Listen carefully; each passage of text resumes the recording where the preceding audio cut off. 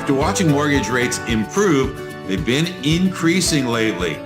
But you know what? Jerome Powell can turn this thing around right now.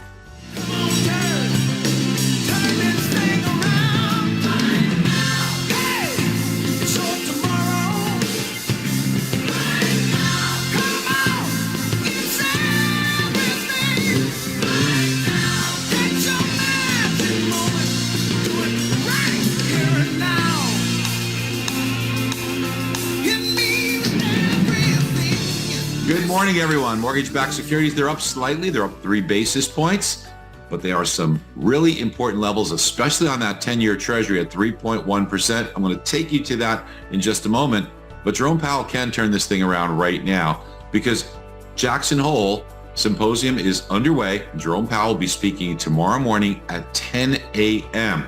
Eastern Time. So we want to keep a close watch on that because if they continue to show how we will be on a path to bring inflation down and what their objectives will be and what the methodology will be in order to see that, that might give the bond market comfort. And especially at the levels I'm about to show you, we could see this thing turn around right now. Quick look at the charts, I think will better illustrate that. So here we go.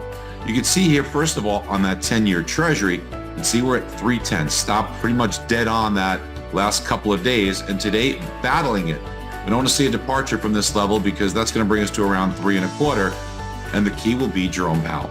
If the Fed can comfort the bond market, we can see a return. Now, why is this so important? Because yields are very overbought here. You see the stochastics extremely overbought, and the last time we reached this level, you could see that was right before the Fed and Jerome Powell, who did turn this thing around, and by hiking 75 basis points, you could see yields on that 10-year Treasury came way down. It's a similar story on mortgage-backed securities, but now because we're talking about price, it's the inverse. So they're very oversold at these levels, extremely oversold.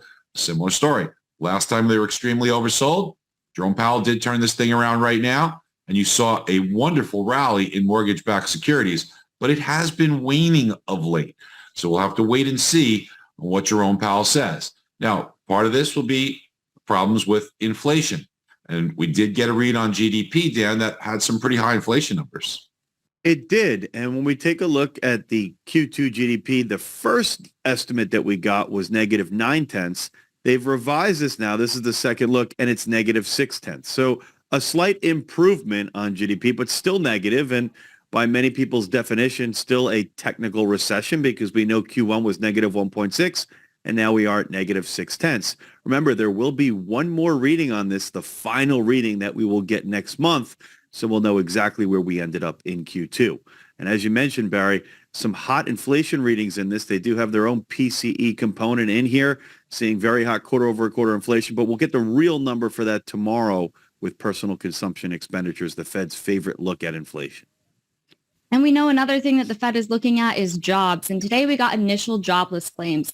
Those are individuals filing for unemployment benefits for the first time, which was down 2K to 243,000. Now, the previous report was revised down 5K. One thing we've been looking at is that 4-week average, which remained steady. Now, overall, we've seen these numbers rise to 8-month highs, but they seem to have stabilized, and we've seen a slight improvement the last few weeks. But Diana, we are getting another important aspect of news that we know the Fed will be looking at later this week. That's right. Tomorrow morning, as Dan mentioned, we'll get PCE for July ahead of Powell's talk at the symposium.